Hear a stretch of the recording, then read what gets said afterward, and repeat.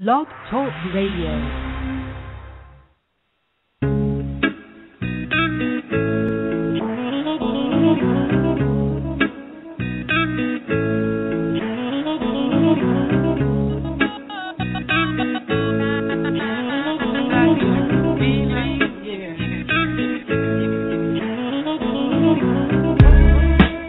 Welcome to Dream Reality New Earth Radio, reminding you that the choice is yours. I'm Dr. Dream with my co-host Ilya Nabotovsky. And now, on with the show.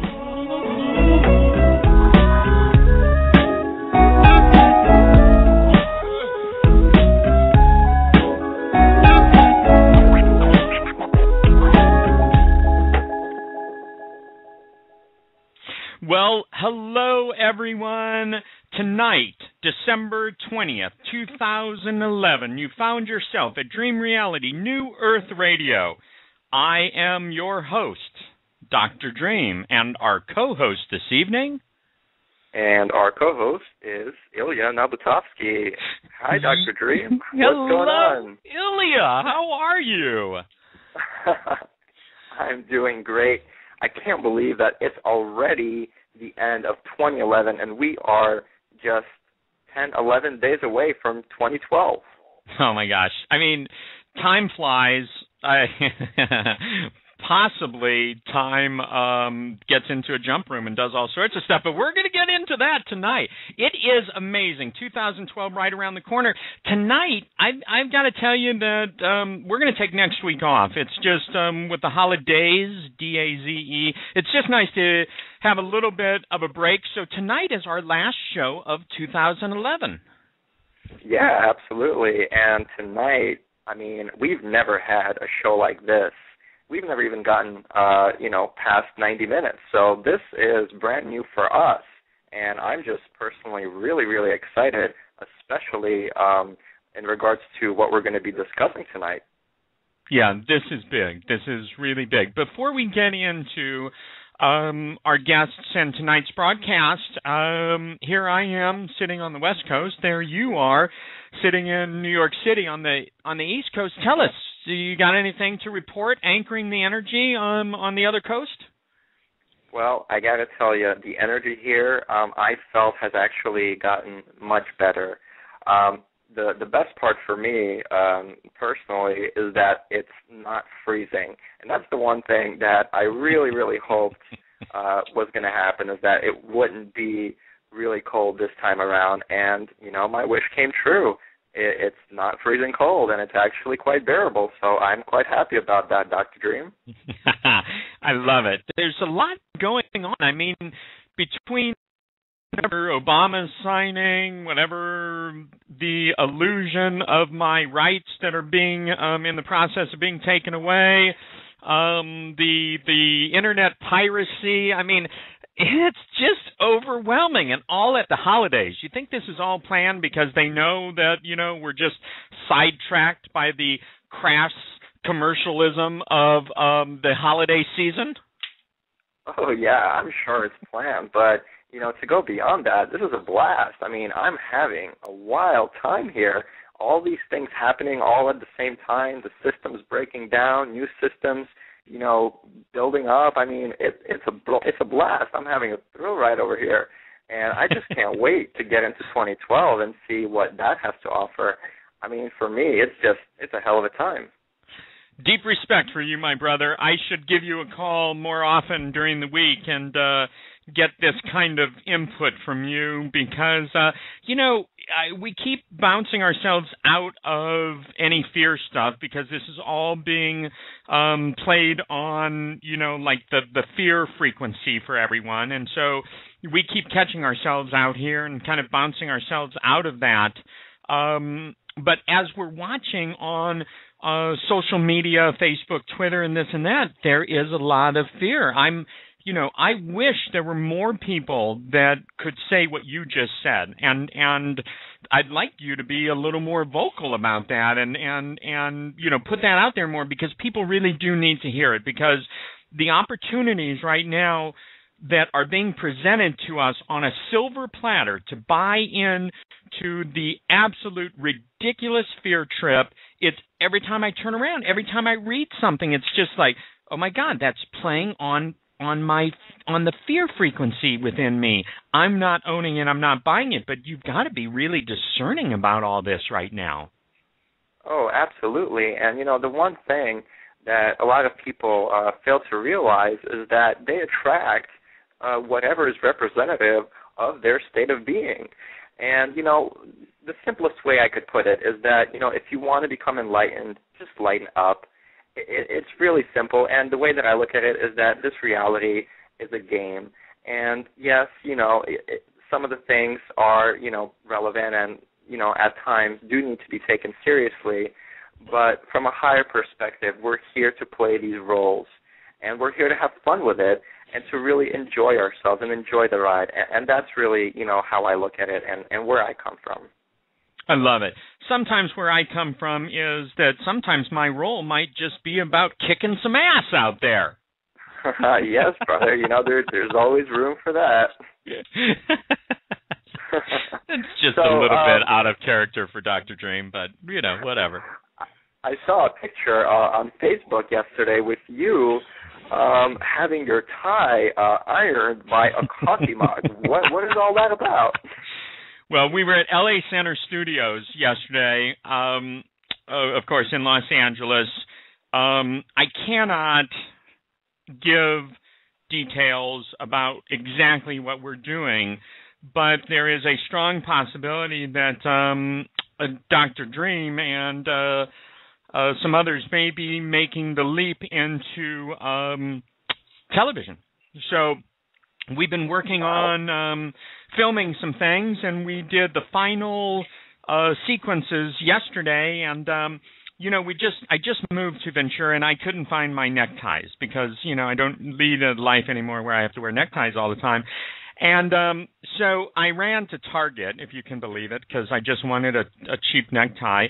Got a necktie, got to the studio, and for this shoot, I'm wearing a sport coat and a nice shirt and a tie, and I put the tie on, and there is a noticeable crease in the tie, and there was no iron at the studio. If you can believe it, there was no iron there, and we're trying to figure out what to do, and we looked at the toaster and decided that probably wasn't a good plan.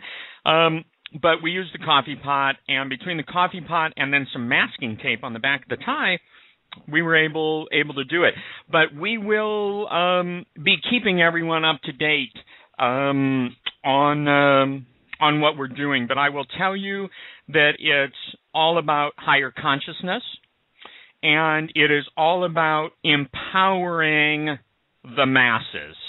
So, if that's scary to anyone that's listening now, or listening to this recording at another time, forget it. We're going to do it anyway. So, all good with this, and it's just exciting, what's happening when I can get past, everything else, and just tap in to how incredible everything is right now. It's amazing, and you're right. Here we are. We're almost to 2012, and boy, if you thought 2011 was a year that shook you up, just wait. Oh, yeah, and, speaking from personal experience, 2011 really shook me up, and I know, speaking with you, Dr. Dream, you had some major breakthroughs. So, I don't know what 2012 is going to bring, but whatever it is, it's sure going to be, quite magnificent. I'll tell you that. Yeah, I'm looking. Yeah, I'm right here in the present moment, but every once in a while I find myself looking forward to 2012, of course. So, lots of good things in store. We're just very happy to be here and to be, doing what we do. Now, here we are. I mean, let's move into this tonight. We have got 3 really amazing guests for this broadcast. You mentioned it before, Ilya. Normally we're a 90-minute broadcast. Tonight we're 120 minutes. And it's because tonight's topic, well, actually, it deserves even more than 120 minutes, but we were happy to be able to extend the show for this evening. The topic this evening is revealing Marsgate, and we've got several guests with us, and we're going to kind of go in order this evening. And it's I just don't even know where to start, because like this whole story is truly incredible, and not so incredible that it's unbelievable, but certainly an incredible story and involving the highest level of our illusionary government. But I don't even want to do any more build-up, really. I want to let everyone know we've got Andrew Basiago, we've got William Stillings, and we've got Laura Eisenhower, and this is all about Marsgate. And so, because this is, so big, and there's a lot to discuss here, what I'd like to do is just to go ahead and introduce Andy Basiago, and he's on with us now. Andy, are you here? I sure am, Dr. Dream. It's good to be on with you tonight. Welcome to Dream Reality New Earth Radio, and let me just say before we get started that we are really pleased that you were able to make the time to be here, and this is really important information to get out. And most people that are now listening to the show kind of know already a little bit about what it's about, and some of the kind of build up with it. So really important for me, before we dive into all this amazing information and story and all the details, Andy, I'd like you to give us a little background, because I think your background and where you come from and your accomplishments can really head off some people that possibly have never heard of the Marsgate and the Mars cover-up, and can kind of tap into the fact that you're not just some yahoo that's come out of the woodwork, that you're really quite accomplished, and tell us a little bit about your background, Andy. Well, I was born in Morristown, New Jersey in 1961, and attended public school there.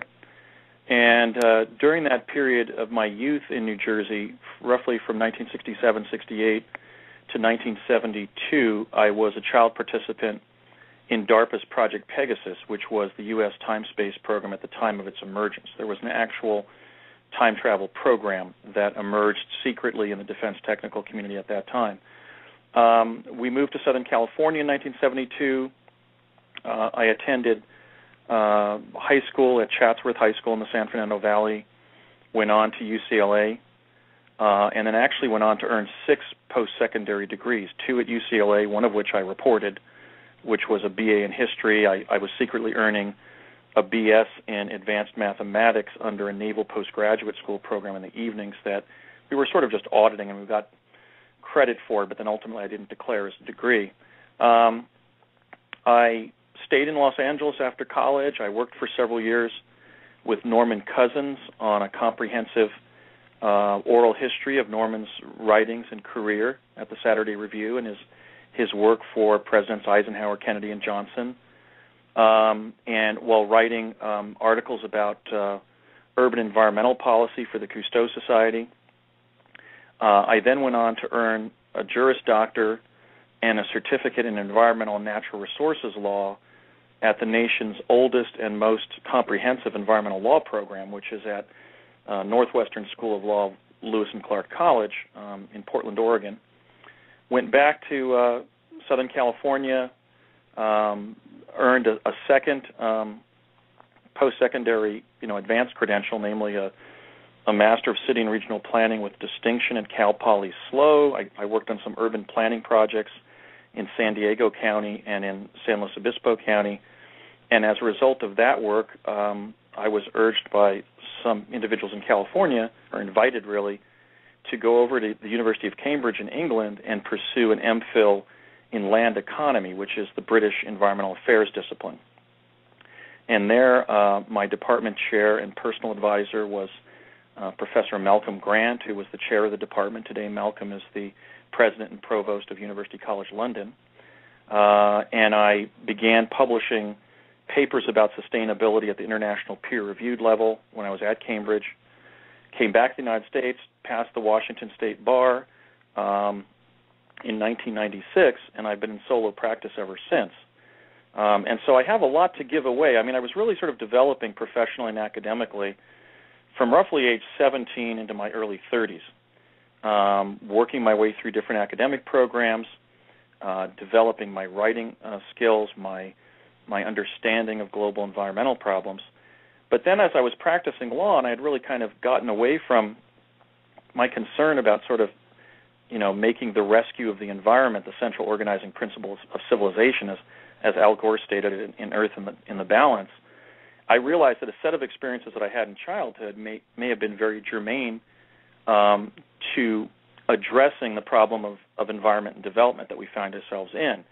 And namely, I realized that as I went back and I began to revisit my childhood experiences in Project Pegasus when I was in my late 30s, that a revolutionary form of transport had been introduced that we should be using to link people all over the world.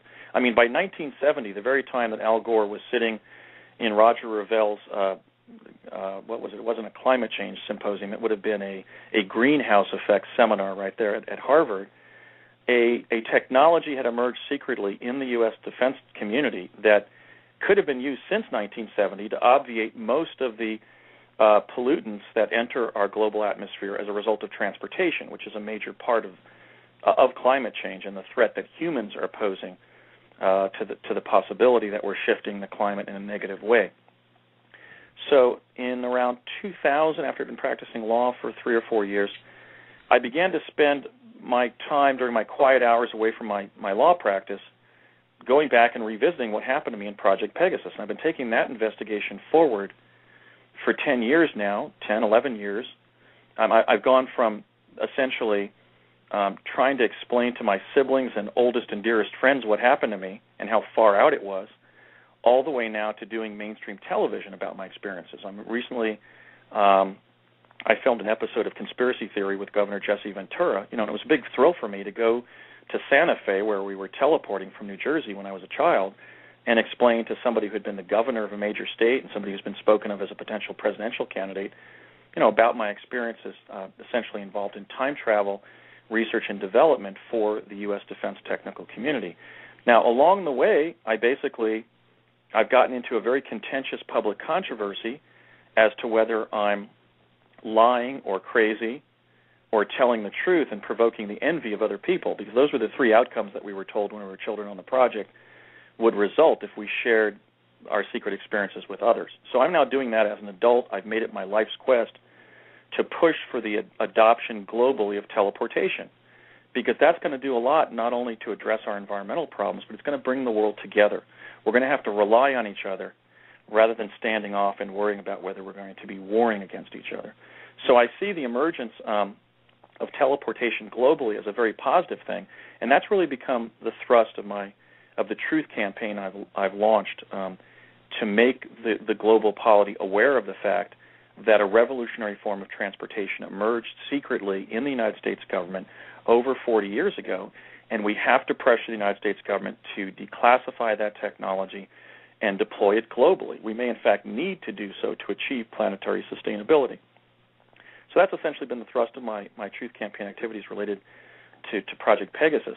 Along the way, I stumbled into a set of activities that I had completely repressed, and I think Brett Stillings, who's going to be your second guest tonight, can confirm that when we entered training to go to Mars via one of the forms of time travel that had been developed by Project Pegasus, namely the jump room, we were involved in our Mars visitation experiences and essentially lived for several years a set of very harrowing experiences.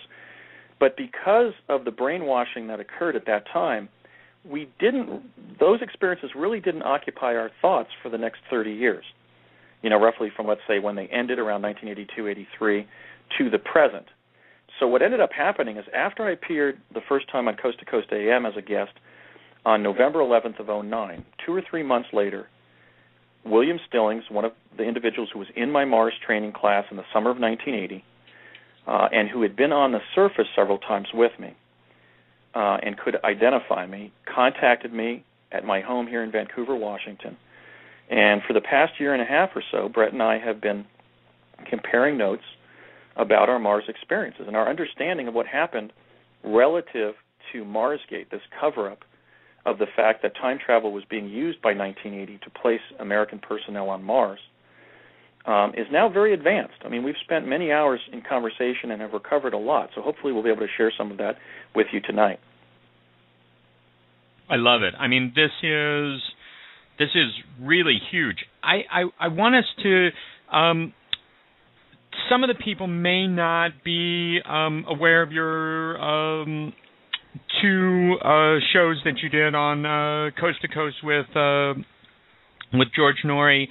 And so I just want to make sure that people have enough background, Andy, about Project Pegasus and how you were brought into the CIA's Mars Visitation Program, and just to kind of give a little more foundation before we move into more of the details.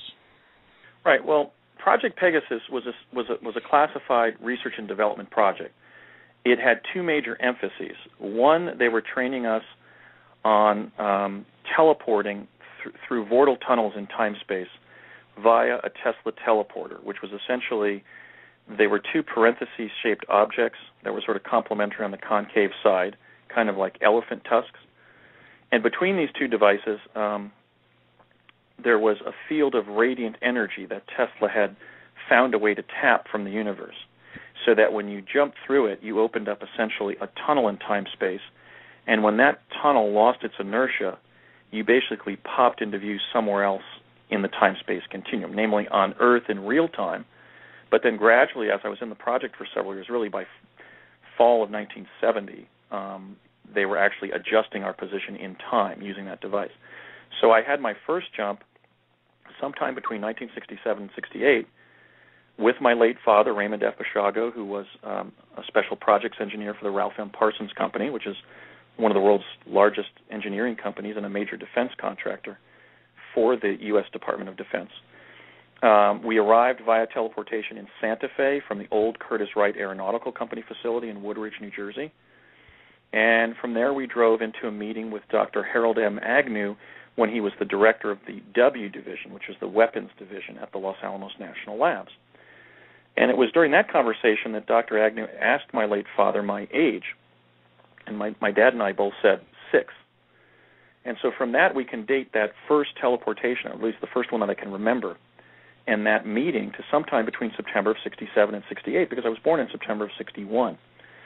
And it was during that conversation in which my dad said, "Have you tried it yet?" namely the teleporter, and Agnew said, "No, but I want to." And if you consider the fact that Agnew was a major Defense Department insider, I mean, he was the only Manhattan Project physicist who had been present at all 3 critical stages of the Manhattan Project. He had been at CP1 when the atomic pile went critical in the squash courts at the University of Chicago as one of the graduate students of Enrico Fermi, who was assisting the Manhattan Project.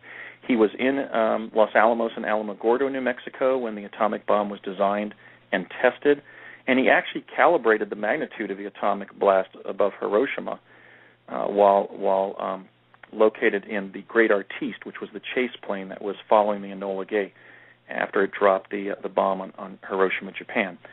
So my father and Agnew had a discussion that convinced me, especially retrospectively now when I can look back as an adult and appreciate how historic that meeting was, that operational teleportation had just emerged in the defense technical community such that somebody as connected as Agnew was planning on trying it but had not yet gotten around to doing so. So I think my father took me on that jump because he wanted to show Agnew that if teleportation was safe for his 6-year-old, that it would be safe for anybody's child. Because my dad believed that teleportation should be used to advantage humanity, to become a new form of transportation that would be a lot less dangerous, cheaper, faster, more convenient, less fatiguing, less energy intensive, less environmentally destructive. And I'm continuing that work because the U.S. is in possession of this technology, and I believe that we should launch a new Manhattan Project to go back and recapture the technology and implement it. We should be leading the world in implementing new energy technology, not in sponsoring wars of foreign adventurism on behalf of oil companies. Okay, so I'm trying to bring my dad's belief of the civilian potential of this technology forward in time and see that it's implemented during my lifetime. The second major emphasis of Project Pegasus were electro-optical devices called chronovisors that had been discovered by two Vatican priests named Ernetti and Gemelli when they were studying the harmonic patterns in Gregorian chants at the Catholic University of Milan in the 1940s. And they ultimately partnered with the great Italian physicist, Dr. Enrico Fermi. And by 1952, they were able to capture flat-screen sort of television-like images of past events. When I was being trained in Project Pegasus, the first image of that kind that I was shown was an actual image of the signing of the U.S. Constitution. And the technician actually pointed to George Washington on the dais and Benjamin Franklin sitting on a sofa in front of the dais at the Constitutional Convention on September 17th, 1787, I believe at 1 o'clock in the afternoon, when the Constitution was signed. That's what we were looking at on this TV screen. So really, those were the two major time travel technologies that I was exposed to in Project Pegasus. The paradox was, by the time I was exposed to chronovision, it had gone from being a flat screen technology to a three-dimensional cube of light, a kind of a hologram being generated by a crystal array in the ceiling. The hologram was being generated by driving an electromagnetic signal through an octagonal array of bismuth crystals. And that created a field of supercharged particles that was so dense that the chronovisors actually work by capturing a non-local event and bringing it into the laboratory.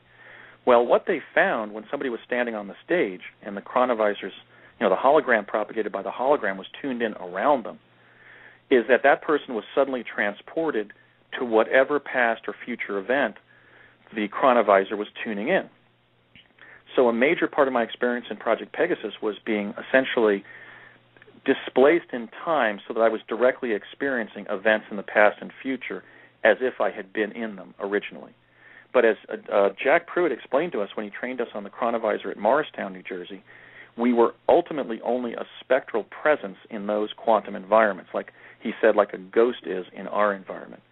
So I was basically both physically time traveling through vortal tunnels, and I was also being immersed in these holograms in which I was in a very advanced virtual reality that was the recapitulation of a past event or the pre-experiencing of a future event, by which I could then tell the program sponsors what I saw and what I experienced when I was time traveling. One of the limits, obviously, of the teleporters is they couldn't teleport us back in time before the emergence of teleportation, or we would have been lost in time, right? Which was a very fearsome prospect for a New Jersey schoolchild who was watching Lost in Space during the afternoons after school. So they introduced the chronovision to allow us to essentially eavesdrop on non-local locations but not be stranded there, as we would have been if we had teleported there. There were a couple other technologies. The Montauk chair was being used to bump us forward so that we pre-experienced our own futures as if we were actually living them. There was an emergent technology called plasma confinement, where we were placed inside of a lucite chamber, and we would walk into this field of plasma and then drop through a set of wormholes to a past event, and then the effect would wear off, and we would find ourselves back in the laboratory. So I was really, on one level, I was an experimentee because they wanted to gather information, for example, on the effects of teleportation on bright, healthy American kids. We were necessities in the sense that the holograms that the chronovisor would propagate would collapse if an adult was used as the chronovisee. We were also clearly participant observers in the time travel research that was being performed, or let's say the research into what was in these other timelines, because children were viewed as very keen observers of novel events. So we were clearly, sort of viewees, as I sometimes say in my lectures. We were being relied upon because we were tabula rasa. We were blank slates who would perceive more accurately the timelines that we were being sent to. And we were also clearly trainees because we were told, and I overheard some conversations between my late father and Donald Rumsfeld, who was the defense attaché to the project, that ultimately we would be sent on to the Naval Academy in Annapolis, and that would be used as a pretext to involve us in future project activities. Well, I was invited to go there, but I declined. And so really what we're going to be talking about tonight is what happened during my college years as a civilian, not as a plebe at the Naval Academy, in which the time-space program had kind of readjusted its focus 10 years running, not on developing time travel, but on using one of the time travel devices to place American personnel on Mars. And that's really where we pick up in 1980.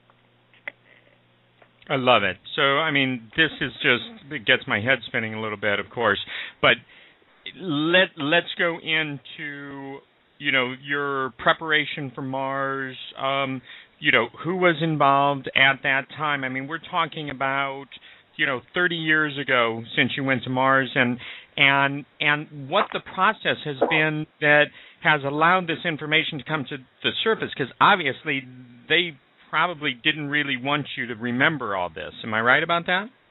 Well, I had remembered all of my childhood experiences in Project Pegasus because I actually resisted the brainwashing, and I was even telling my junior high, high school, and college, and even my law school classmates about some of my experiences in Project Pegasus from, let's say, 1967, 68 to 72. Actually to 73, because we were quantum displaced into 73 at one point. So I was completely in mastery of those facts, and I would always think about them, and that's really why I started writing down my memories in around 2000. But I was completely blocked about what took place from 1980 to 83 when I was at UCLA as an undergraduate. This, for me, would have been, let's say, age 18 to 22. What happened was that in the summer of 1980, my father approached me in our home in Chatsworth, California, and said, "Son, we're going to be going on a camping trip." And I said, I asked him whether my mom and my next eldest brother was going to be going with us, as they both had during several previous summers. And he said, "No, it's just going to be you and your dad."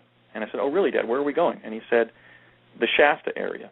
We're going to camp on the shores of Lake Siskiyou." So we loaded up the boat and with our tent and everything, and morning we drove up to Lake Siskiyou. Are you still there, Dr. Yep, I'm still. We had a little bit of a glitch, but they got to do better than that. Right. Okay. And but before reaching the lake, to pitch our tent, he stopped at exit 745, which is the McLeod exit. That's two exits on I-5 south of the College of the Siskiyous. And he went into the McLeod Market, which is still there. But before he went into the market, he said, "Andy, just do me a favor. Stay in the car. Unless the car blows up, just try to stay in the car. Whatever happens, I'll be out in 15 minutes." So he came out of the store in 15 or 20 minutes. I was still there. I had stayed in the car, even though it was getting kind of hot inside the car. And something strange had occurred. He now had about a 5-day growth of beard. Now, I said, "Dad, what happened? Now you have a beard." And he said, "Son, I always let my beard grow when we're camping." But that's not what happened. What happened, he went from clean shaving when we left Chatsworth that morning, and we're now in McLeod, California, late afternoon, and he comes out of the market with more than a 5 o'clock shadow. It was like a 4 or 5 day growth of beard. Curiously, at the same time, the same day, William Stillings, who was the son not of a Parsons engineer, but of an operations analyst for Lockheed Corporation, the Lockheed Skunk Works in Burbank, California, was having an identical experience. His father explained how they were going to go camping as father and son. He drove Brett up to McLeod, right within eyeshot there of beautiful Mount Shasta.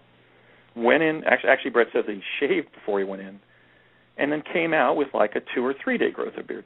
So somewhere there, our fathers somehow were time looped where they had spent days in quantum displacement. I think they were getting kind of a pre-lecture for that summer's activities, because they then drove us separately over to the campground on the north shore of Lake Siskiyou. And the first strange thing that happened, I've already narrated on radio. Basically, Tom Stillings, Brett's father, took out a slab of metal and said, watch this, Andy. And he said to my father, I don't have to show this to you, Ray, because you work with this. And he basically took this slab of metal, about the size of a chalk eraser, from an elementary school, and it hovered over the ground. In other words, it had an anti-gravitic effect, a reverse magnetic effect. So then we just spent some time around the campfire that night. We got up the next morning, and promptly at 1 p.m. the next morning, which was our first Sunday there that weekend, my father and Brett's father got up and began, just without any explanation, walking across the campgrounds. And they went up the road there. We were sort of close to the lake, but they went up the road where there were individual campsites, and they took us into sort of the third campsite on the left, and a man met us between his car and his camper at the front of his campsite. And Brett can confirm, because Brett had a relationship with this individual for the next decade. Astronaut Edwin A. Aldrin, namely Buzz Aldrin, greeted us between the two cars and said something that Brett and I didn't understand. He said something like, boys, it looks like you're going to be experiencing what I experienced a few years back, and that's going off planet. Well, let me tell you, it's going to be the experience of a lifetime. You're going to love it.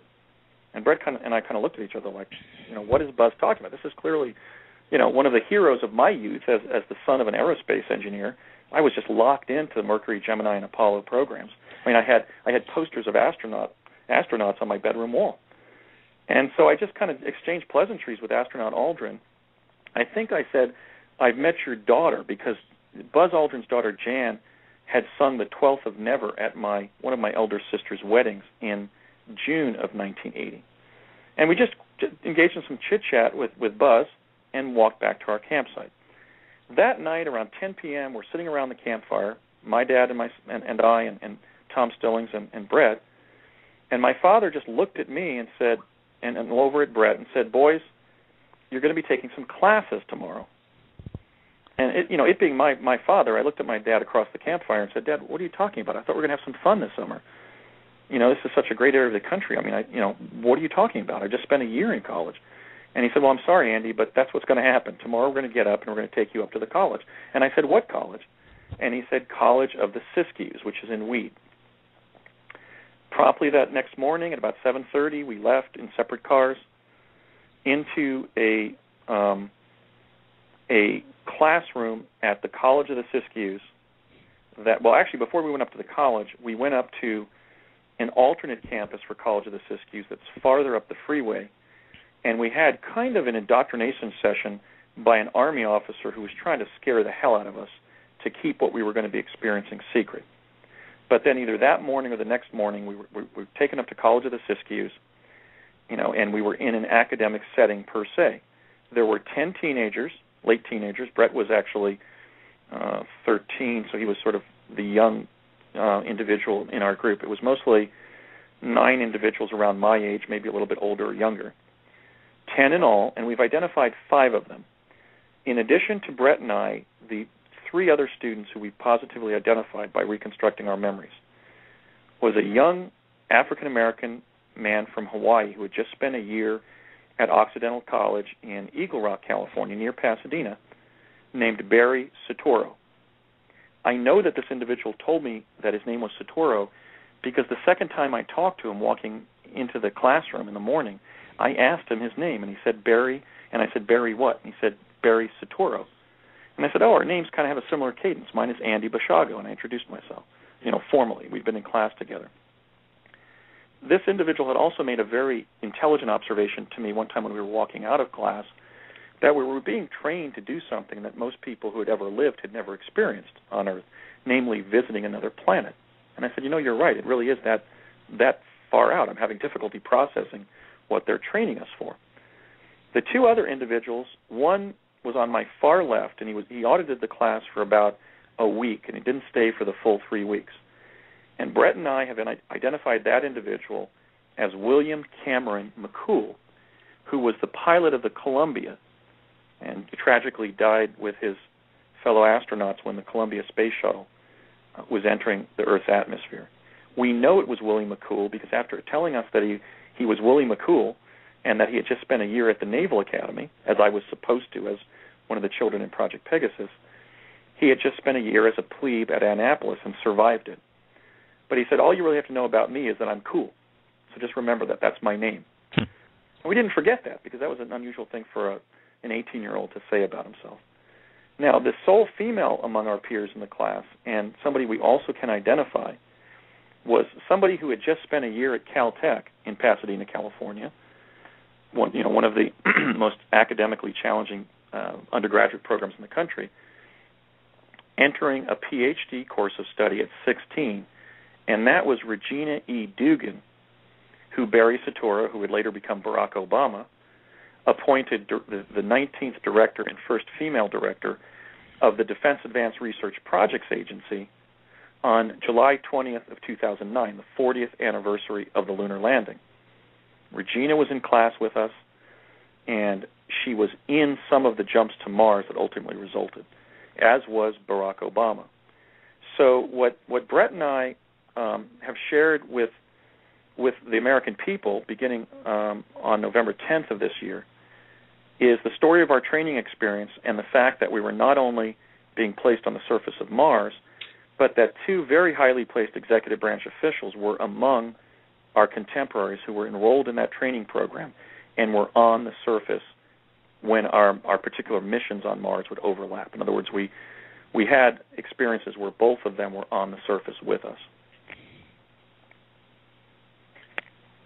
It's just, I mean, this is huge, Andy, and I know. your memory and the details of this, I just have a tremendous amount of respect for, because it's the clarity of what you're sharing.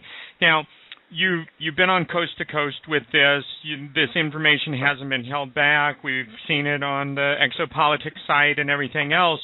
Have other people come forward to validate this? Now, you don't hold back also from naming people. What about those people? Because those people, in addition to Barack Obama, they're still around. Well, two people have come forth since we made our announcement, which is a true announcement. And believe me, as somebody who spent as many years in the academic vineyards as I did, and I've really essentially been self-employed my entire adult life, and I'm self-employed today as an attorney, so I don't really have that much of an economic safety net below me. So I was really risking my credibility as a journalist and as more importantly as a lawyer, because that's my livelihood. We're not lying, but there were really three individuals who came forth in and around our announcement in November. Several days before our announcement, President Obama made an official statement as president that the United States government has never had contact with extraterrestrials and it has no knowledge of extraterrestrial life. He did so as somebody who has been on Mars and interacted with Martian humanoids and animals, just as we did. Okay. The second person who came forward and called in kind of a setup when I was on coast, and that was our instructor at College of the Siskiyous in the summer of 1980, Major Ed Dames, the remote viewing pioneer. Ed called in, tried to suggest that my memories, while highly integrated, were from a set of parallel reality experiences. Then he began establishing his own bona fides by saying that he had been serving his country in Germany on the Czech border with the electronic warfare program of the U.S. Army at that time. And then when I held up and it was clear to him I wasn't going to be intimidated into silence, you may recall that he launched into a set of pejoratives against me, that I had been harassing him when in fact I've only sent him 2 emails during my 11-year investigation. He stated that I had sick fantasies, that I was like a lot of people who contact him. In fact, I was one of his former colleagues, and a young, unpaid one at that. So that was the second person who came forward. My position, and I know Brett shares this, is that we have only saluted Ed Dames as our instructor, as somebody who trained us so well that we survived on the surface of Mars. We've never engaged in any kind of disparagement of him as our instructor and a colleague from the CIA's Mars visitation program. We think that just as we're proud of what we did for our country, he should be too, and we're calling on him to break his silence and acknowledge that he was in this program. The third individual contacted me just a few weeks ago, and he remains nameless. He was an assistant to President Nixon in the early 70s who was tracking Project Pegasus and then the Mars program through 1982. I'm going to try to talk him into coming forward and revealing his identity. What this individual is claiming is that we weren't visiting Mars per se, but sort of pocket or micro-universes that the jump room technology was capable of accessing. So that counter-argument to our belief regarding what we were trained in and what we did, I mean, we were in a Mars training program, but what this person is alleging is that ultimately the program discovered that we weren't visiting Mars, but we were really visiting essentially a parallel reality where a kind of a virtual reality of a Martian environment existed.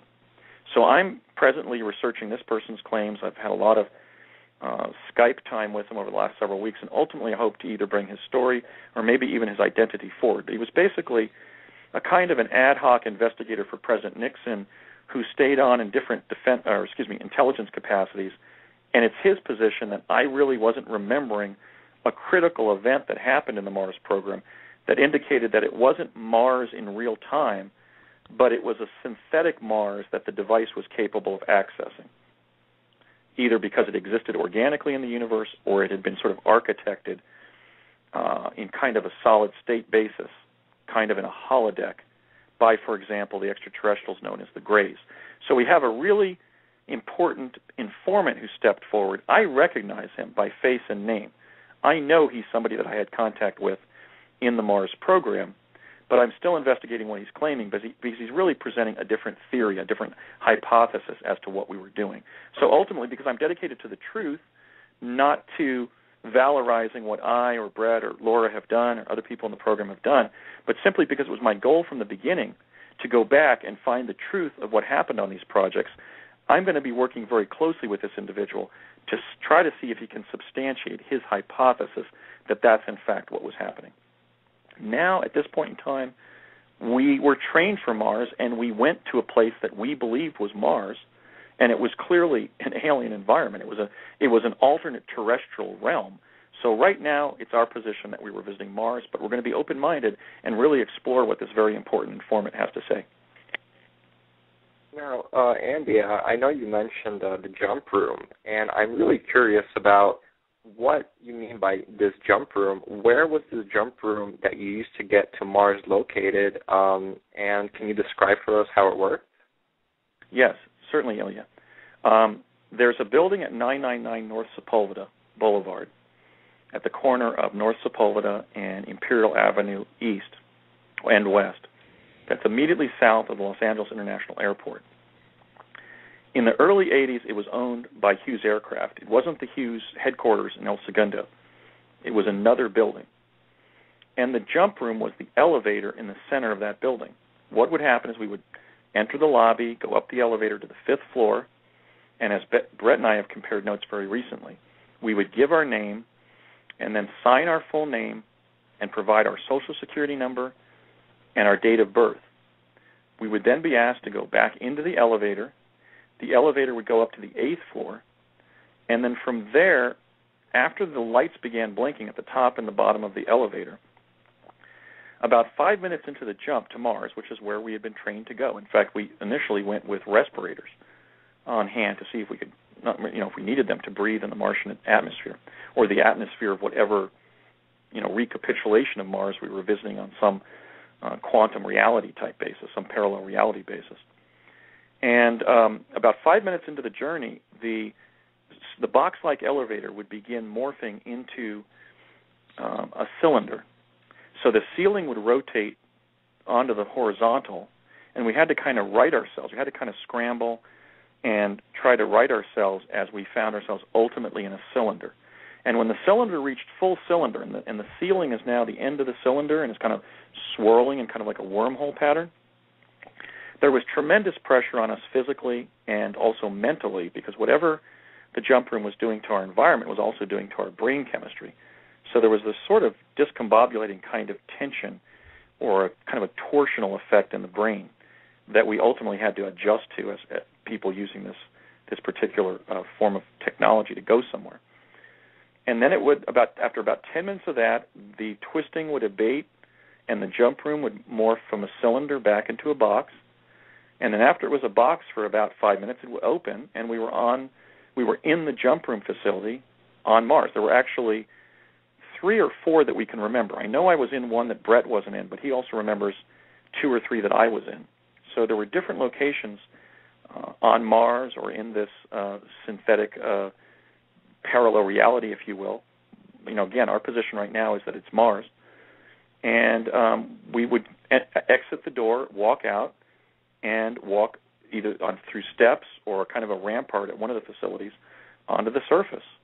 Mars had or has essentially a rust-red terrain with a very beautiful light blue sky, which is something I've been saying since I began my truth campaign, and now we have examples of accurate photographs of Mars that show that that's what it looks like.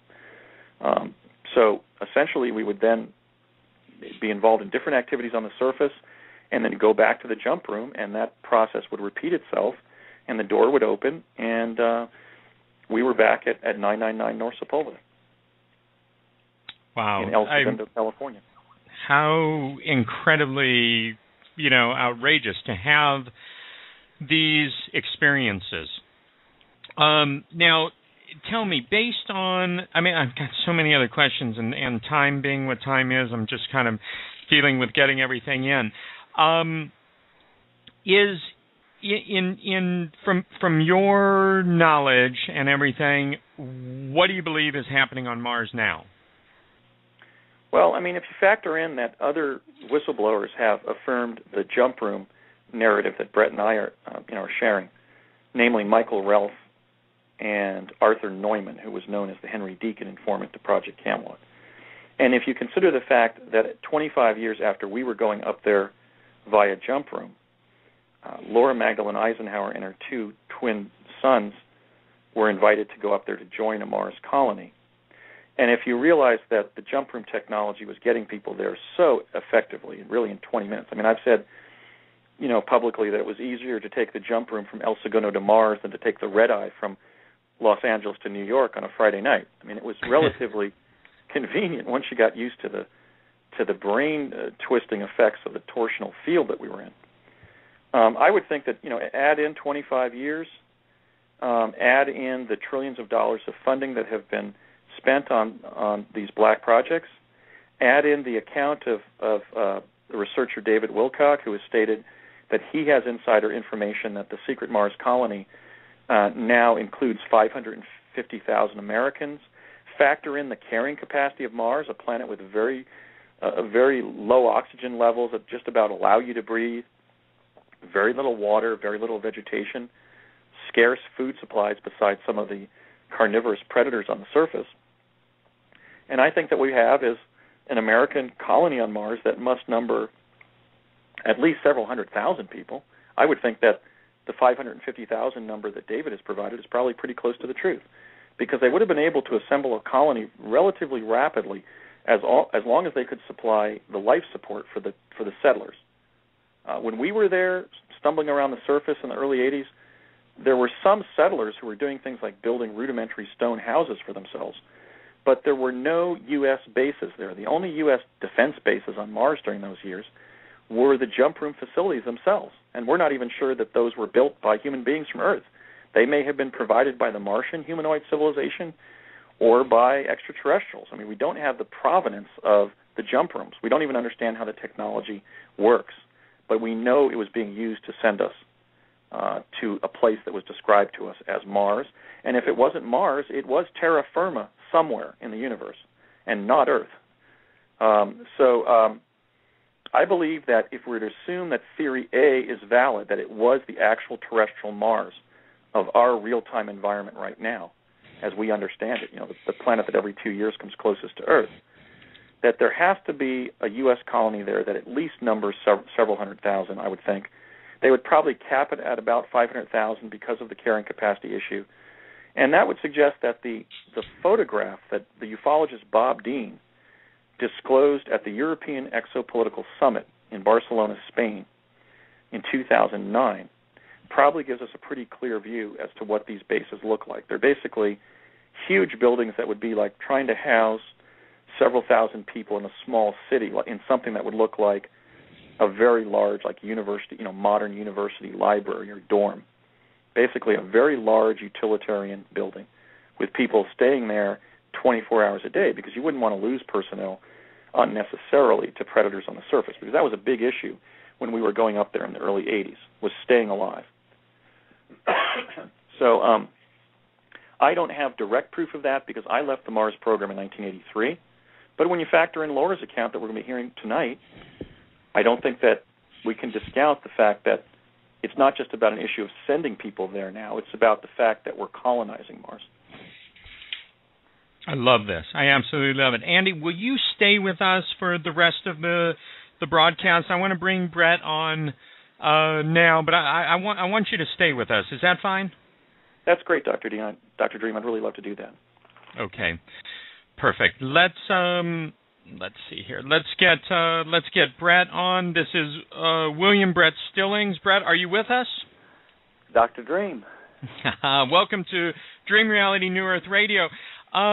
You've been listening to the broadcast, and give us a little bit about yourself, Brett, and then lead into or I can ask further questions, but leading into more information that gives us a more full picture of what Andy's been talking about.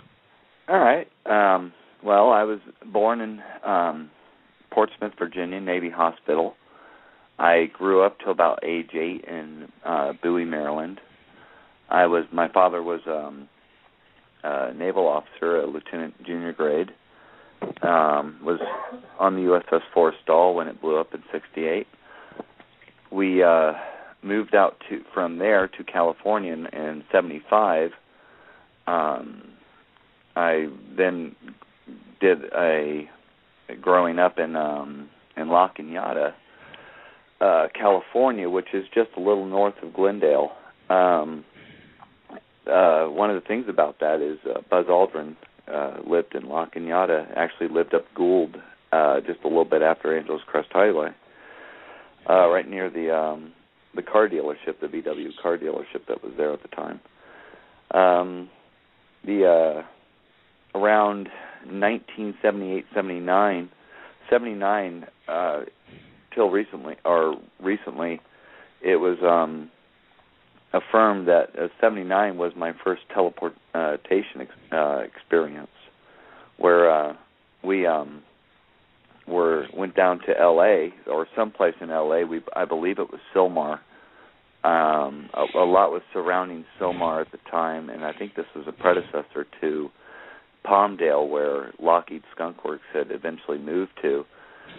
But we went out to Sylmar, and I was very specifically, and I have such total recall to this day, was we were on the second floor in a building, and it was just a couple months prior was when I was actively being trained to I didn't know for what, and it was really a frustrating guessing game, that it was just I just had to kept getting coaxed, have to go along with it, you're being shown something, and didn't really get to ask too many questions.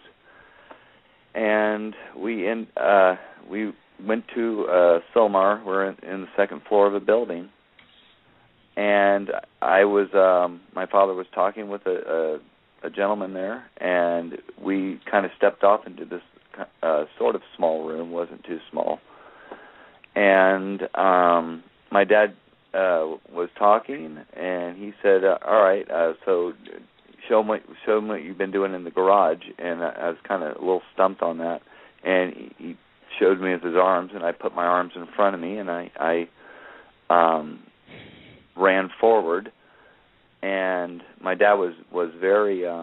There was a little bit of discussion. My dad looked at me and said, in a kind of a firm voice, "You keep your hands in front of you. Under no circumstance put them at your side or anything. You keep them in front of you." And then there was a little bit more discussion. I don't remember really what was said. And he says, "Okay, we're doing this now." And he says, "Keep your head down." He says, "Don't look up." And there was a little bit of a blindfold issue, but it eventually worked out to where I didn't use it, but I kept my eyes shut. And my dad says, I'm going to run with you just like in the garage, but just for a couple seconds I'm going to take my hand off you. But you're going to run with Dad. And I saw in front there was a structure, but there was no effect yet. I could hear some things after I closed my eyes, and at that point we ran forward, and I kept my hands in front of me. I definitely exceeded the distance and kind of felt a little bit of panic. And we exceeded that distance of where that wall was in front clearly by running. And I felt my father's hand leave my shoulder, and I started to feel something, and I was kind of starting to think about what I was feeling, and then all of a sudden I heard, you can open your eyes now. And we were clearly outside. We were outside of a building. We were clearly outside. It was more or less the desert. And that really was my first teleportating experience. And this is very ironically, and this is the truth of the whole thing, it was very vainly to pick up the family car. I know. It's sadly, it's no joke. I mean, it's I don't know what it was doing out there or why, but I know for a fact, and I remember this specifically, it was an 8 to 9 hour drive back. And I didn't get in until about 2 in the morning, which I remember very specifically, as I had to go back. I had to go to school the next day. And that was 1979. And well. So let's move ahead just a little bit. Now, you had not met Andy until the campground at the lake near Mount Shasta. Is that right? Right. That was in 1980. It wasn't too long after my first jump. And what did you know about Andy prior to meeting him? I didn't hear anything. I heard a little bit of something a week prior, but the day that we left for Shasta in 1980 was my dad was telling me that you're going to meet somebody that's done quite a bit more than what that you've done so far, but hopefully you'll get to do. And he's done time travel, in fact, from what I hear. And but I'm still kind of looking into that. And so we basically pulled out of the driveway, and we proceeded up to Mount Shasta, near Mount Shasta. And right before we got there, about 45 minutes or so, we pulled off to a basically it looked like a gas station without the pumps. But you got to remember back then in near the Shasta area, it really wasn't that developed, and things were spread out a little bit more. It's a little bit more enclosed now, has a lot more businesses and buildings and whatnot around it.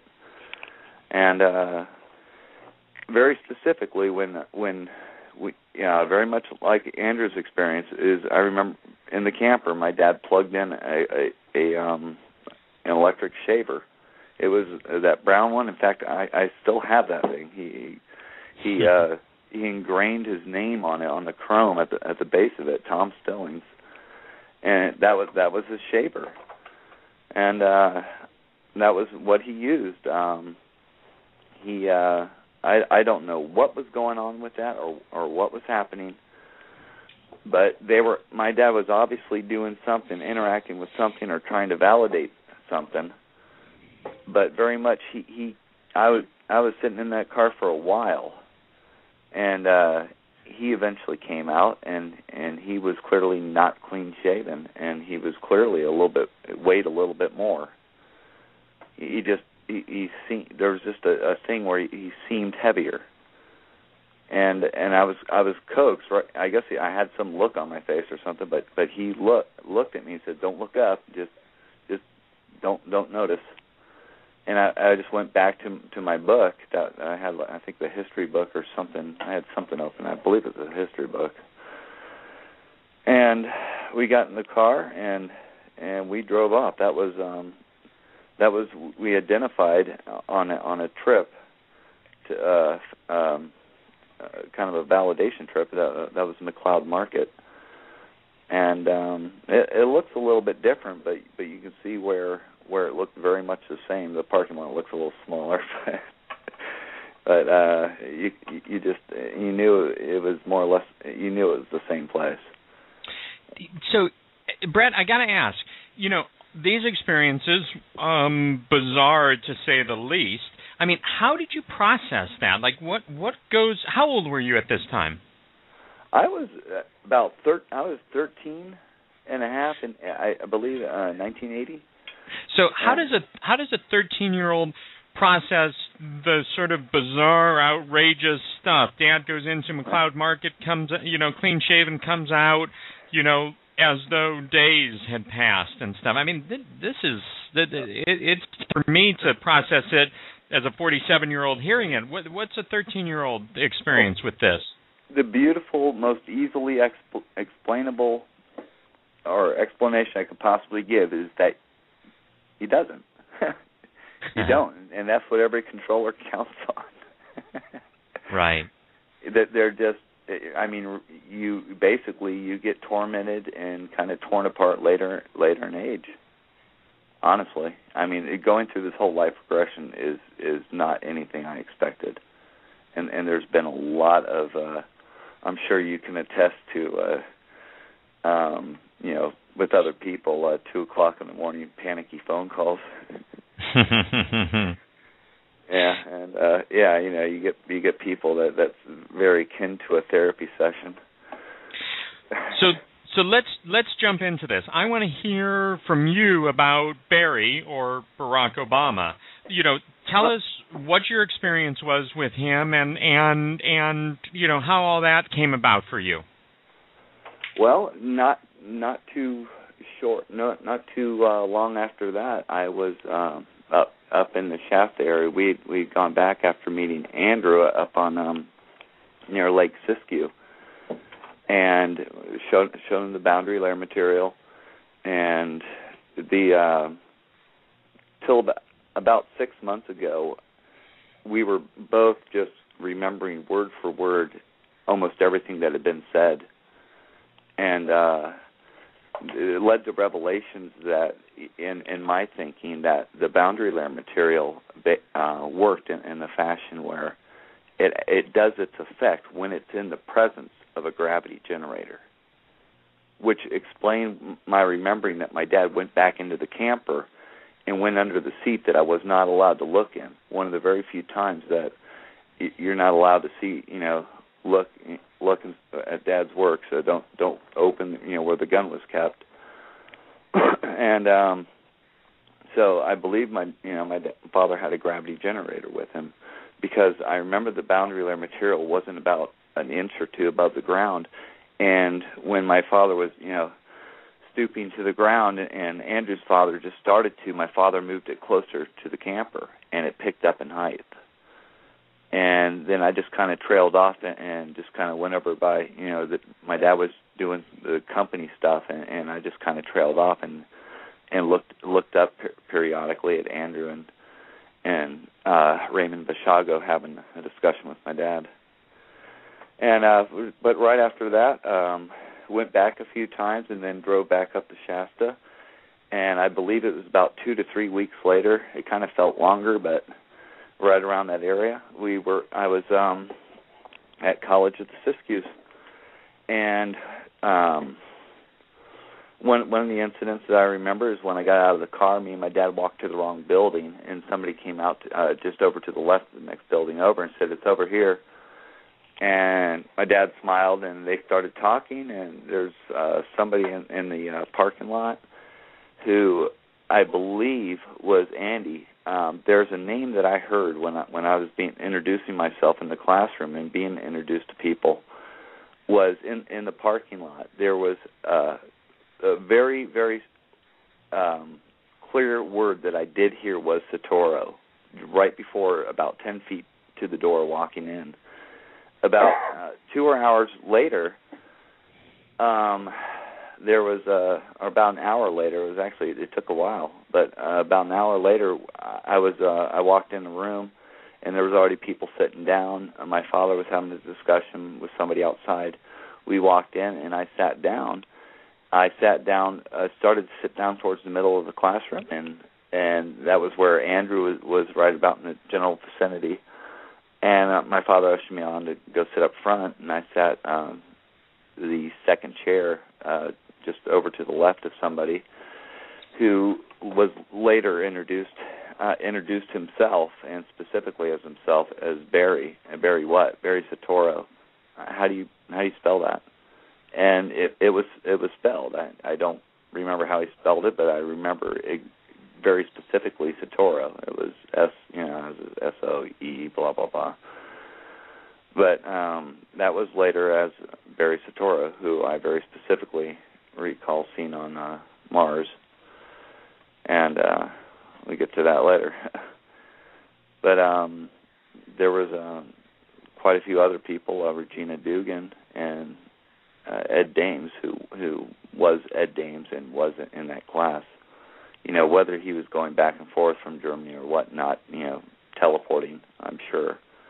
He was nonetheless, as I'm fairly confident can be shown, that he was clearly in California near the Shasta area in 1980 with standing in front of a camper with a ninth grade history book in the window and a license plate. But I'll just leave it at that. Dr. Dream, if I might jump in here, please. I really have to thank Brett not only for coming forward. I mean, he's one of our, champions of the truth by contacting me and enabling me to share these memories with him and bring them forward. But Brett and I think of the juridical significance of this in a trial in a court of law. We agree on the identity of 5 of the 10 students, who 3 of their parents were, namely my father Raymond, his father Thomas Stillings, and Barry Satoro / Barack Obama's mother, Stanley Ann Dunham. We agree that the instructor was Major Ed Dames, and we've recovered what we think was the name of his then-girlfriend, which was either Joanne or Joni. So, Brett and I have established here about 10 or 11 people that were there. And I think that would be fairly persuasive in a court of law if you had 2 or 3 people saying, well, I was at this location and here's who was there. But Brett's come up with some really remarkable feats of memory. Like he remembered, and I can verify that during the discussion of predators, Ed Dames said that of the 97,000 people that we have thus far sent to Mars, only 7,000 have survived after 5 years. I mean, that's a direct quote that Brett provided to me at age 44 from experiences that he had when he was 13 years old. So we were dealing with a group of young people who were very bright, and in some cases had special abilities. I think Brett's probably, among others, was his mechanical prowess. I mean, one thing Brett didn't describe when he introduced himself tonight is that he was repairing television sets at age 4. So this was an unusual group of teenagers, and I think if you look at our outcomes in life and the special skills that we had, it makes sense that it was this particular group of young people that they were training to go to another planet. Wow. Now, Andy, now that you're here with us, I'd like to ask you real quick about Barry Satoro and if he was identified as a future U.S. president back during your training. Yes, there were several instances when that matter was discussed. The first time it was discussed, I was sitting in front of my father in the seats there, in Ed Dames' class. Brett was to my right. His father, Tom, was sitting behind Brett to my father's right. And I think we all kind of were standing up to kind of shake a leg, during a break from our seats. Barry Satoro walked forward in the classroom to talk to Ed Dames, and Brett's father stated something like to Brett, something like, Brett, how do you feel, or what is it like being in a Mars training class like this with a future American president? And he kind of nodded to Barry Satoro as he was walking up to the front of the classroom. And before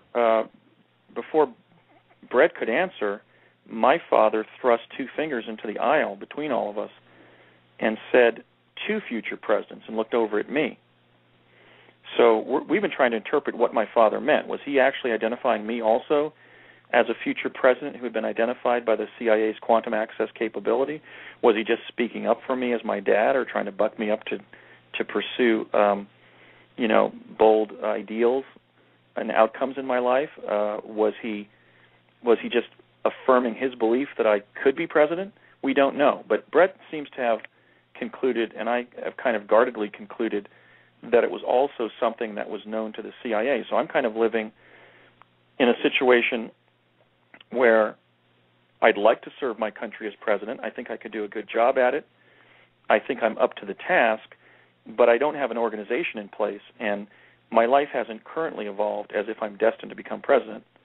In fact, I've never held elective office, but there seems to have been an insider understanding that was revealed in that discussion that the CIA people auditing the class, namely my father, Tom Stillings, and Stanley Ann Dunham, were aware that several of us were destined to serve as President of the United States.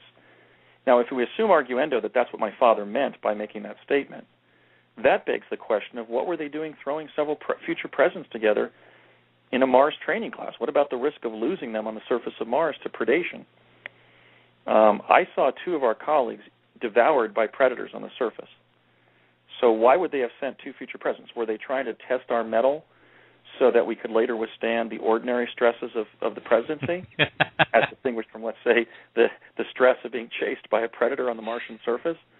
Was it some attempt to bring us into the intelligence community on that basis? I mean, because the strange thing about Barry Soetoro / Barack Obama after that is he embraced his African identity as the son or putative son of Barack Obama Sr., and was really on the kind of black nationalist left for several years as a political activist, an anti-apartheid activist.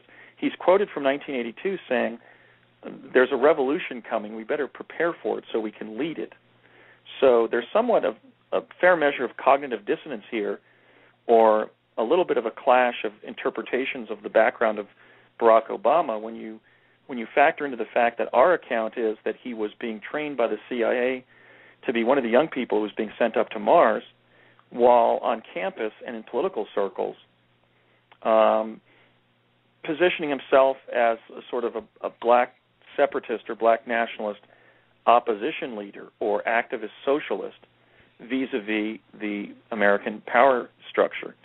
So we're really talking about two Barack Obamas here, and they're not accounts that can very easily be accommodated to the other. He's either somebody who was so disaffected by serving in this program that he became a leftist activist, or he was some kind of CIA operative when he began to be profiled on the black nationalist left in the early and mid 80s. Certainly into his 30s, Barack Obama was espousing socialism and was a Socialist Party candidate for the state Senate in Illinois when he first entered politics in 1996 at age 35.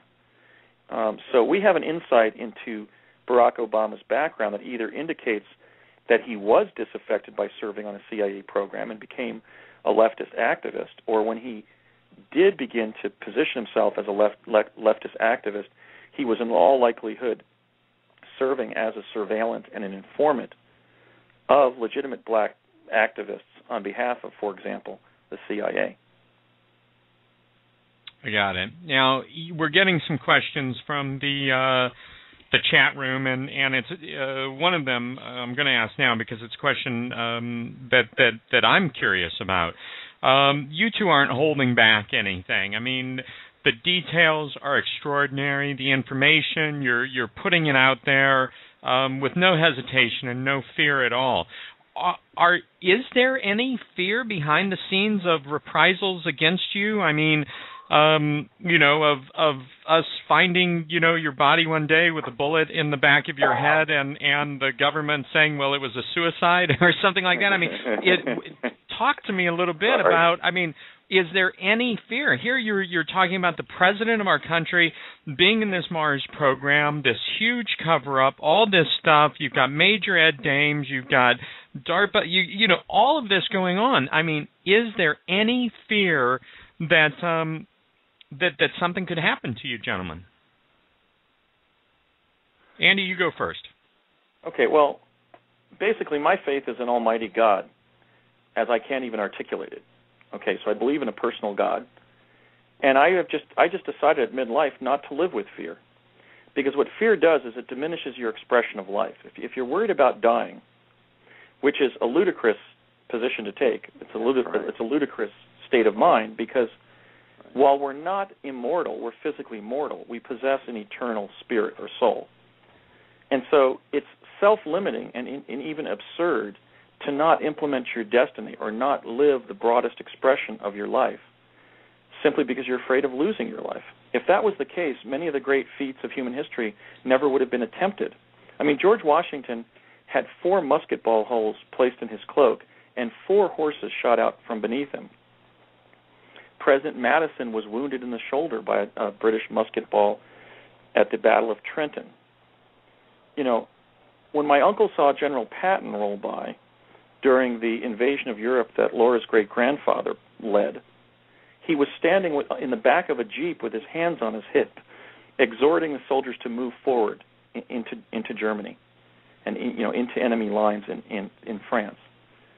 So, I mean, when you think about the fact that our very liberty has been safeguarded or has been guaranteed, as it were, by over 1 million Americans who have sacrificed their lives in the wars that we've waged, most of which have been moral, some of which have been immoral acts of aggressive war, particularly recently. But the great number of American wars have been just wars because we were formerly operating under a Judeo-Christian doctrine of just war. But when you realize everything that we enjoy as a result of the courageous people who lived before us, who also believed in a personal God and in the eternity of their soul, at a certain point in my life, I just decided to live without fear and say, well, I may lose my life doing this, but at least I've spent my life pursuing a noble ideal. And I think that Brett would probably say something similar. Great answer, Andy. I just, respected you tremendously before that answer, and it just skyrocketed. Brett, chime in on this a little bit. Yeah. Very, very much what Andrew said is very much how I feel. In fact, I was very much the good little boy and never spoke of anything, outside of my father or some of the other people that were pointed out to as company, good company. And but I have incurred, and a lot of the reason why I am coming forward is I've incurred a lot of retro punishment, and I mean a lot of it, to the effect of getting that mystery phone call from somebody who was identified as working with the United States government as to why I should not be employed. Those, to points where all of a sudden, having almost a flawless record at never mind Fortune 500 companies, these were Fortune 50 companies like Baxter Bioscience and Quest Diagnostics and quite a few others, to where I would just mysteriously be walked out. And, somebody called. Who called? No answer. It's, why coming forward is because the punishment will stop. It will stop. You cannot give in to these type of people. I mean, there's just no living any kind of life whatsoever with those people behaving the way they do. And one really good way is putting out what they fear. I love it. I just so much respect for you two and for our next guest. The truth movement would not be what it is if people didn't step out of fear and just put all that behind them, and the three of you really embody that. And so let's bring on Can I add a little something? Yeah, absolutely. Go ahead. Just to put it out there, just because I don't feel I've been loud enough, there's actually an underground transport system that I actually rode on, It didn't get up above 50 miles an hour, and it looked like a kind of a slightly more improved San Francisco trolley. It actually looked like the back end of a 1984 RTD bus without the front, just a little bit larger windows, a little bit thinner shelled. And that actually goes from Catalina Island straight through under the building of the CIA El Segundo office, the main headquarters, goes right through Baxter Bioscience in Glendale, borderline L.A., goes right just a mile to the east of Brand Library, and goes straight on up to Edwards Air Force Base, all in a straight line. And, you can maybe think about that when I worked at Baxter in 2000, that they had a little bit of problems with the FDA before the FDA got completely bought out and instructed to by the government to allow Baxter to do what they were doing, was that when they temporarily had to do some shipments of some equipment and some other things, they actually used that underground transport system, as in, from Deerfield, Illinois, how do you get, and from Baxter at Thousand Oaks, how do you get swine flu from a Class 3 environment without shipping labels to the Ukraine? The only thing they couldn't produce was shipping labels. And nobody thought about it. God, I'm telling you, all this information and what you've just brought up is almost like just another tangent, for like another show. I appreciate it, but let's bring Laura Eisenhower on. Laura is a cosmic pathologist, a global alchemist. She's also the great-granddaughter of President Eisenhower, and her experience really gives us some more to go on with all this. Laura, are you on with us? Yeah, can you hear me? Yes, we can hear you, absolutely. Welcome to the show this evening. Just with time and everything being what it is, I want you to kind of dive right in and tell us what happened in 2006, 2007 that relates to the Mars cover-up. Well, it's interesting because, I'm the later sort of story in the sense that there is a colony there and I was recruited to go, whereas Brett and Andy were very much, building blocks to the implementation of it as far as, how people were experiencing it and what they needed to, go through to determine, how they would be able to handle it, being on the surface. And in 2006, I was recruited to be a permanent colonist. And so we've discovered that our stories really do line up. There's a lot of similarities as far as the names and the people and their associations. And I was recruited in a pretty manipulative way. The person that recruited me posed as, somebody that, didn't reveal until 9 months into the relationship that he was actually sent to recruit me specifically. Previously, I had thought that we had just met, and I ended up, I just thought that I had met somebody that was going and had invited me along. I didn't realize how sophisticated it was, and this is where we get into the quantum access technologies and, some of the technologies that Andrew speaks about. And so, that's really what happened, and I just spent that time, breaking free of it, knowing that that wasn't my path, and really delving into way more than I can even put into words that connect to all of this on multidimensional levels. And so that's really where it began for me, and it really just validates the fact that what they were experiencing visiting Mars, there is something there, and they want to bring, a lot of people up there, and that's probably why Obama was up there. As president, he would need to experience that if that's where, a portion of humanity was going to end up as far as this agenda is concerned. Well, let's talk specifically a little bit, Laura. What were some of the events that led up to your recruitment? I mean, I've heard the story. It's absolutely fascinating. We don't have, the couple of hours that your story deserves tonight, but give us a little bit of an idea of, how this kind of came about naturally, and then, what the red flags were, and when you realized, like, whoa, something's a little more bizarre or strange about all of this than you had originally thought. Well, I went to a festival and I met somebody, and we started seeing each other because we had, a lot of compatibility, and it just seemed to be working.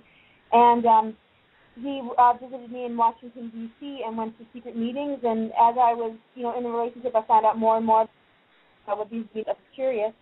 And he had had deer mutilation experiences, abduction experiences, and he was receiving, telepathy from what he called the patrons.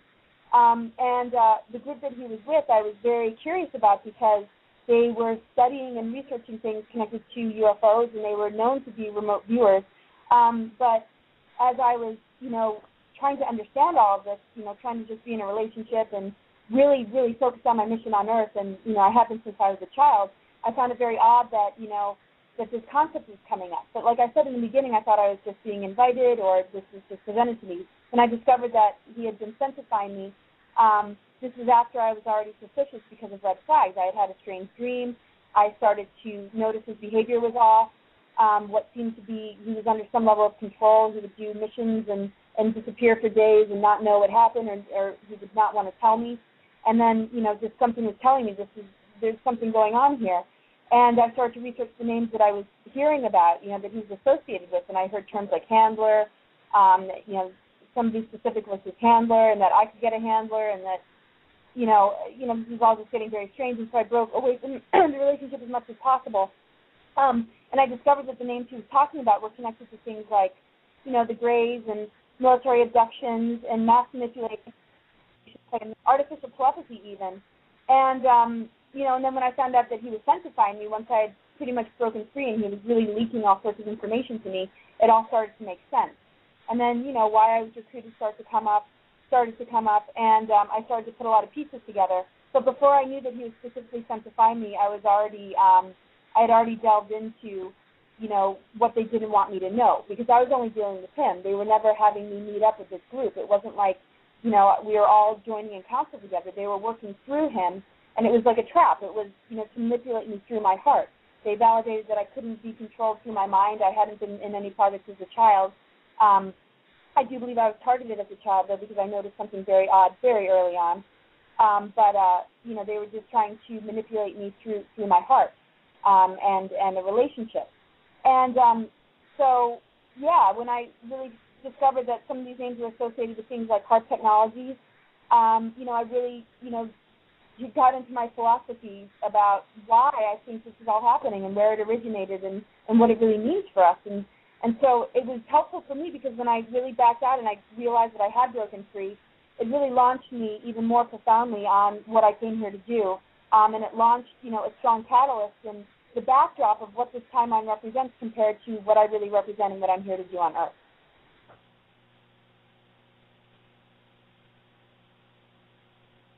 Wow. I believe Dr. Dream, are you still with us? Yep. No, I'm right here.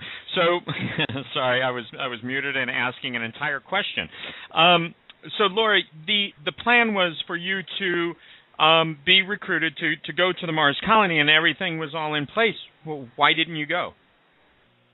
Well, I mean, ever since I was, really young, I had just a really strong calling.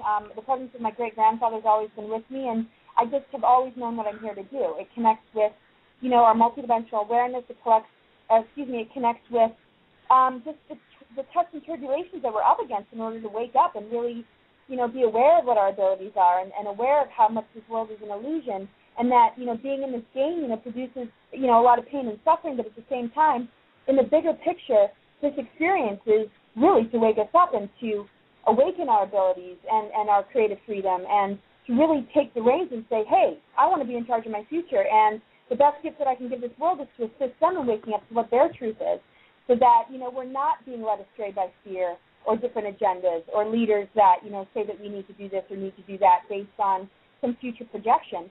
And so, of course, my thing was I'm not going to go because this is not my picture. This is not what I want, and I'm not afraid of death. So, whatever destiny, that befalls me here on Earth, based on this decision, if it does lead to death, so be it, because I'm here to not be a controlled being and to have my freedom. And in life and death, that's going to carry over. And these, decisions are long-standing, whereas giving your power to something else and being controlled, gets you into a web and an entanglement that I do not want to be a part of. I'm all about traveling through space. I've been astral traveling out, going into the ether since I was a kid. And, I see us, connecting with our universal family and traveling the cosmos, but not under these circumstances did I want to do it. I'm not in the fear pictures of cataclysms and all this. Even if, their Earth changes, we have to recognize that, the planetary body is going to go through its process of regeneration, restoration, and, really shaking off a lot of these powers and technologies and false agendas and things that it's been carrying for a long time. While, the fear of, all these catastrophes in the end times is hitting us, and we're being dragged into the New World Order agenda, as long as we stay true to who we are, we transcend that agenda, and we are on a whole other timeline, and it's based on the power of our intent and our beliefs and what we stand for. So there's really nothing that we're up against except for, that big test. Who are you and what do you want to create? It doesn't matter what they're throwing at us. It's not a linear time, concrete, reality type thing. It's really here to serve a purpose. And as much as we consider there being a lot of dark individuals out there, you'd be surprised to know that we can see them as assisting us in reclaiming all that we are. We also have to understand that, our physical body is made up of, atomic and subatomic particles of light within molecules and compounds. And so even the physical body is not as solid as we think. And, and that's probably why some of these experiences and seeing our world as somewhat of a virtual reality is legitimate. It's our beliefs, it's our frequency, it's our energies, and the truth and what we stand for is what directs our future. And so I stand for that, and I'm here to assist others in being empowered in that. And we're moving into a higher density. And those who choose not to go will go through another round until they do wake up. And the fear thing is really a choice. Are you going to wake up and recognize that you're way beyond all this, or are you going to buy into it? And as long as we buy into it, we're caught in this cycle. Well, we come here to assist, and I came here to assist, and I've known it, since I was young. And I'm also here to learn and grow, because no matter what you master in the past, we're always, given new challenges to step up to, and this was a challenge for me, and I respect it and I honor it in my life, and where I am today, with these other whistleblowers with their incredible stories who have, really done what I've done in a lot of ways, and you and others.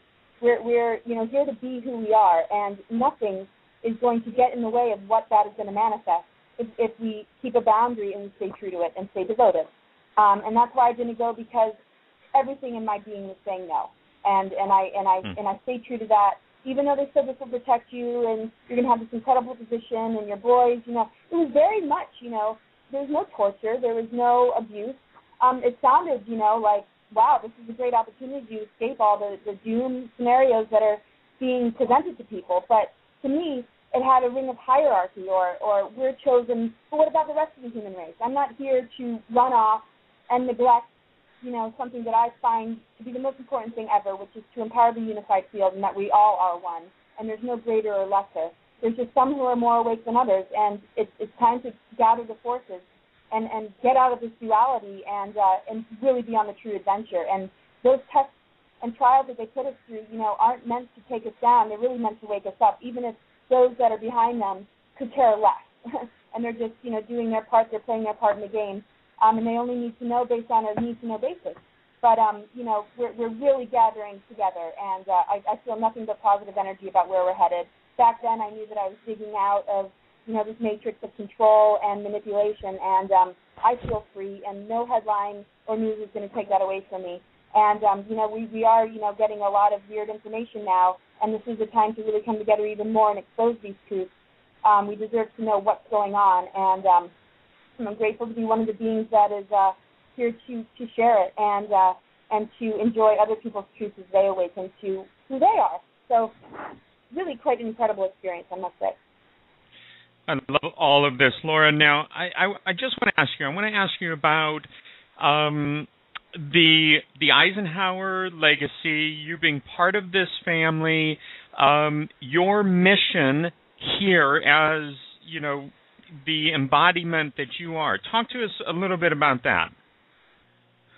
Well, I'm very devoted to, the divine feminine energies. All the different aspects of ourselves have been exiled.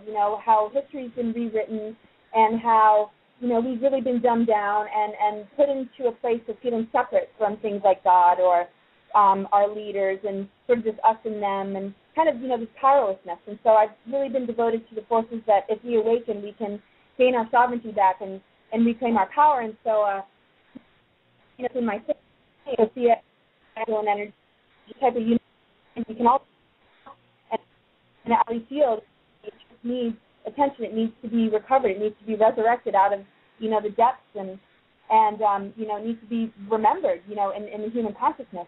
And, Eisenhower, really stood for, exposing the military-industrial complex. He fought in the Second World War. He wanted to take down the Nazis, and all of a sudden here he is as president, and, the Nazi energy is moving into the American government through, Project Pegasus, and all the different experiments that were going on, manifested even more mind control projects, MK-Ultra type projects. And just to see, the struggle that he went through to not really be able to tell us the truth or really do what his heart and soul and spirit really wanted to do, I just had this incredible affinity with him my whole life, just knowing that, that somehow I could pick up where he left off. Not take over his role, but, that I was doing something similar, in my own soul journey, in so many lifetimes not able to complete the mission or not able to express my truth. And a lot of us, we keep coming back because we know that this is an alchemical evolution that we're in, and it's leading to this incredible transformation. And this is the lifetime that we're all shining. We're all just stepping into it. And, I feel the transparency and the lack of identity. I just in service to Gaia. And to me, that's where I find the divine feminine energies in a cosmic and earthly level. I'm just kind of here to remind us all of that, as many, are already remembering. And, so my relationship with my great-grandfather and just, the sensitivity I felt and just the love that I felt, and knowing that he connected with the nations in the 1960s, and, all of his other encounters, and just really connecting to the struggle that he was in, I just really have found that side by side we're kind of doing this together, in our own way, and it's great we're both Libras, and, I look at a picture of him, and it's like my heart just opens, and it's just like, the love is just so incredible, and my grandfather's still alive, and I get to see him, and he really connects with me, and he knows, he really understands my path more than anybody else in my family, and, and there's a lot of negative projections, there's a lot of misunderstandings. I'm sure a lot of people are very confused about this family line, but it's really, shown me a lot, about what needs to end, what needs to be awakened in the political sphere, and it opened up, before that, what was opened up to me was what the necessities on the spiritual. And we need to understand that all of this is connected.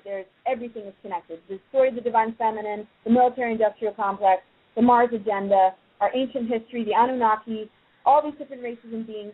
We're, it's the mandala. Everything's connected, including us. And so I just, really connected to this very young and wrote a book about it called The Grail of Venus, and really about, how we personify the Venus transits in our heart base. And the Venus transits, as the Mayan calendar understood, is leading to this incredible shift time where we're moving into, what's more available to us and what's awakening within us is launching us into something truly profound. And, of course, they're competing to throw us off center, but I can just, guarantee that the cosmos is on our side. Everything, planetarily, based on alignments and just, what has been happening on a cosmic level, because the cosmos is intelligence. These planetary bodies aren't just floating balls, and how they affect all of us.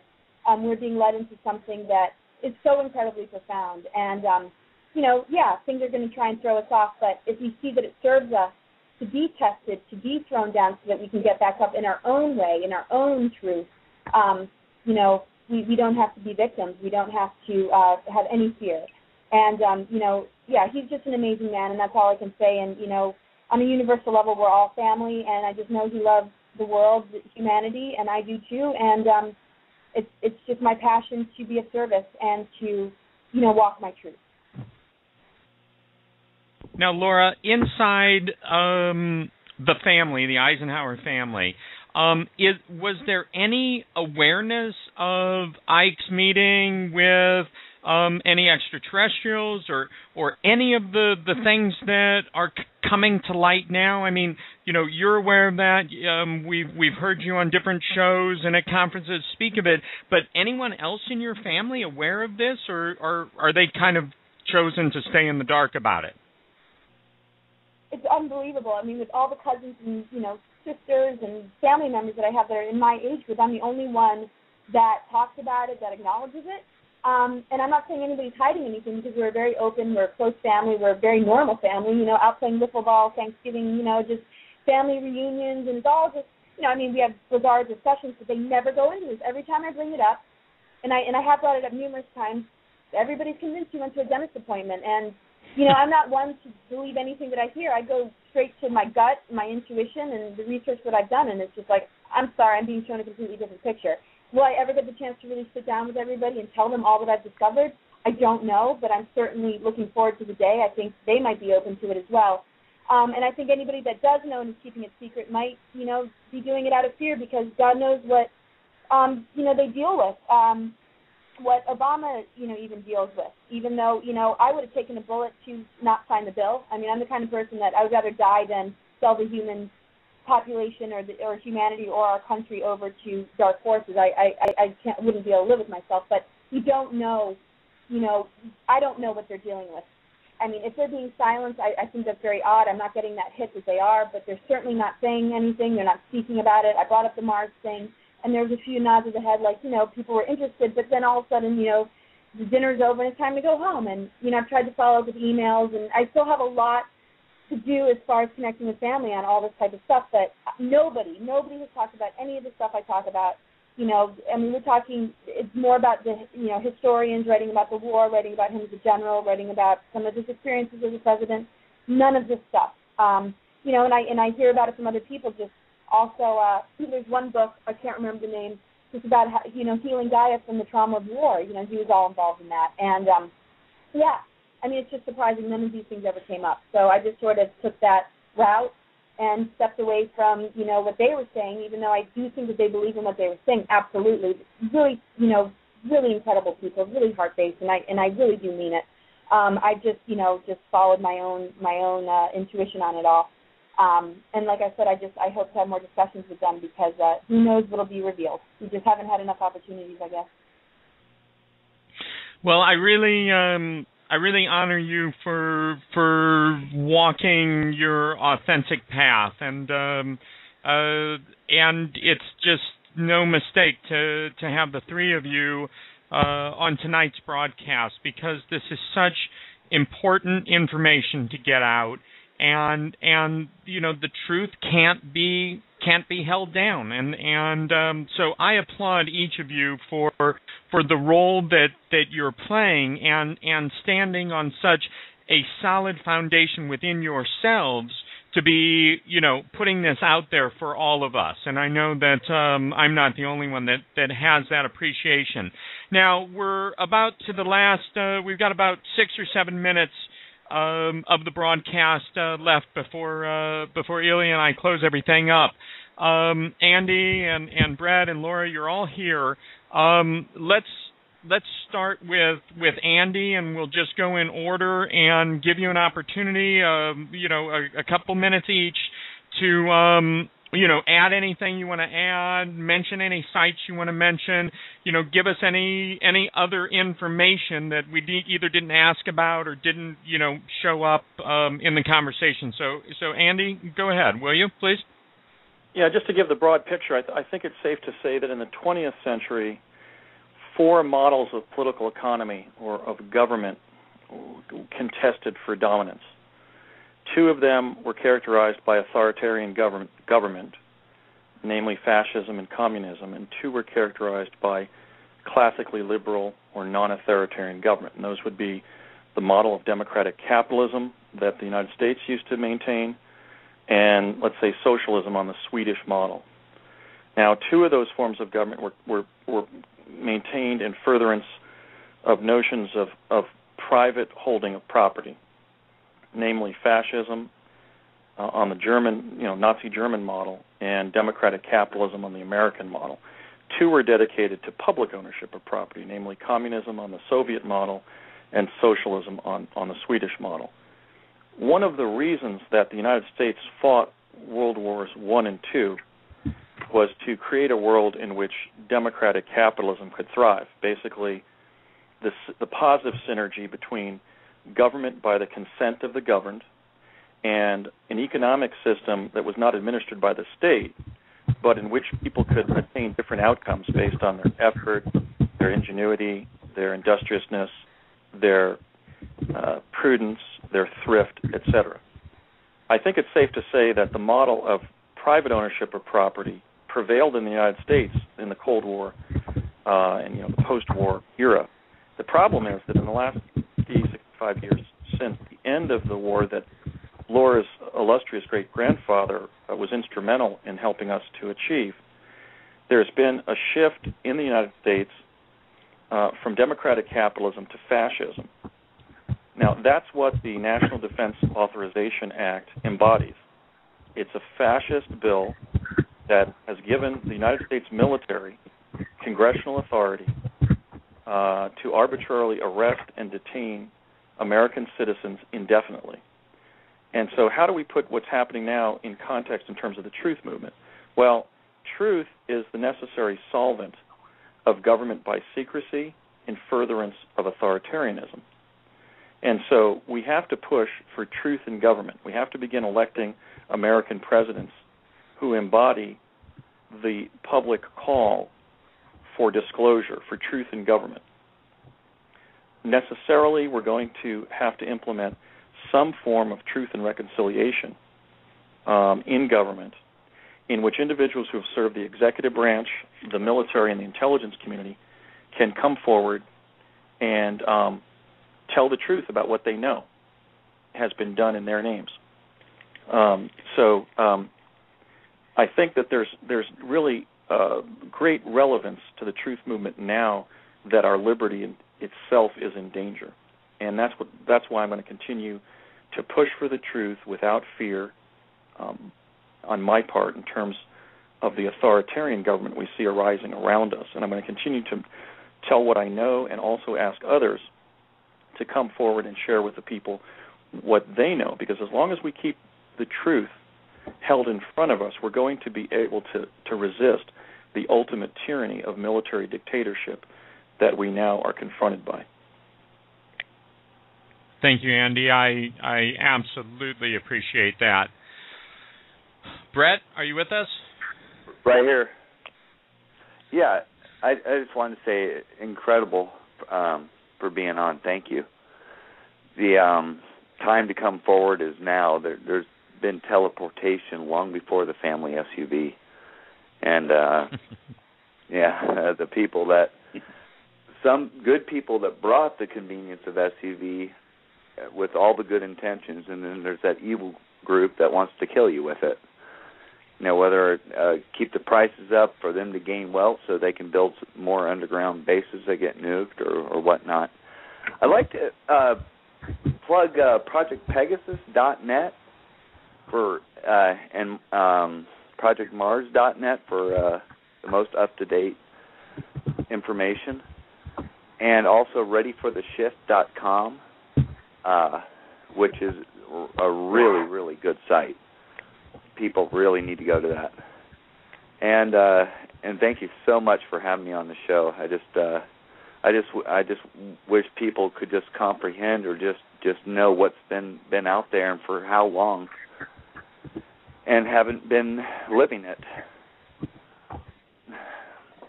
Perfect, Brad. Thank you so much for being with us. Andy, but before we move on to Laura, point of contact for you or anything you want to put out there? I thank Brett for the endorsement of my websites. I would just say that to those who are devotees of the websites, I'm going to be updating on them with the last 2 years of information. I pretty much have been in a whirlwind of activity trying to share the truth that I know about.